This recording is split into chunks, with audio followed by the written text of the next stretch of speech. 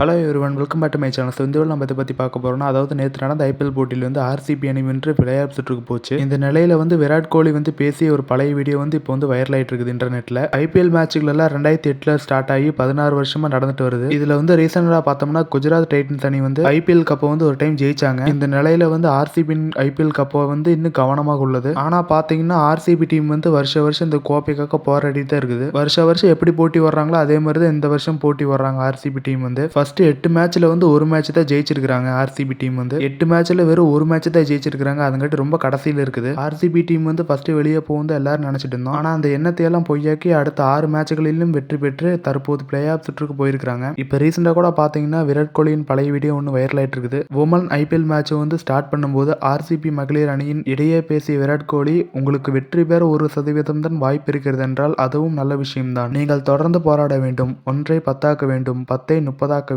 தொடர்ந்து போராட வேண்டும். நான் ஆர்சிபி டீமுக்காக 16 வருஷங்களா விளையாண்டுகிறேன். தொடர்ந்து தோற்றாலும் போராடும் எண்ணத்தை மட்டும் நான் கைவிட்டதில் என்ன சொல்லிக்கிறாரு. இப்போ ரீசெண்டா கூட பாத்தீங்கன்னா ஆர்சிபி டீம் வந்து கோப்பை கனவு நெருங்குள்ள நிலையில வந்து இந்த வீடியோ வைரல் ஆயிட்டு இருக்குது. இது போன்ற இன்னும் நிறைய விளையாட்டு செய்திகளை பார்க்கணும்னா நம்ம சேனலை மறக்காம சப்ஸ்கிரைப் பண்ணிக்கங்க.